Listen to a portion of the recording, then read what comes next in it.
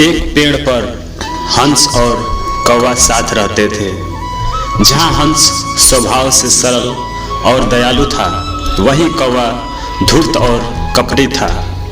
कौवे के इस स्वभाव के बावजूद हंस ने अपने सरल स्वभाव के कारण कभी उसका साथ नहीं छोड़ा और वह वर्षों से उस पेड़ पर उसके साथ ही रहा।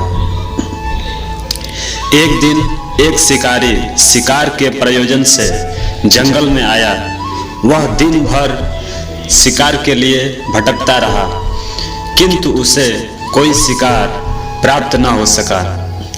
अंत में थक हार कर वह तीर कमान एक को रखकर आराम से उसी पेड़ के नीचे बैठ गया जहां हंस और कौवे का निवास स्थान था।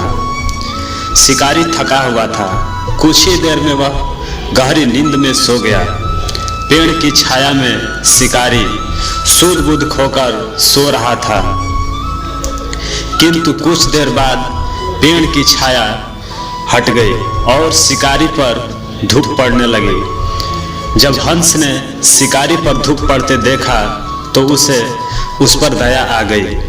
उसने अपने पंख पसार लिए ताकि शिकारी को छांव मिल सके। कौवा ने जब यह देखा तो अपनी धूर्तता से बाज नहीं आया।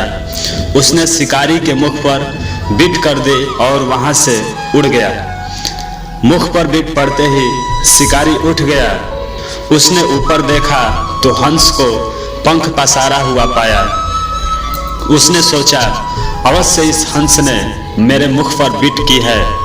उसने झट से अपना तीर कमान उठाया और हंस पर निशाना साध दिया। हंस वहीं तड़पकर मर गया। तो इस कहानी से हमें यही सीख मिलती है कि बुरी संगत का फल बुरा होता है, इसलिए बुरे लोगों से दूर रहने में ही भलाई है। तो इस कहानी में अभी इतना ही। मिलेंगे अगले प्रकरण में, तब तक के लिए धन्यवाद।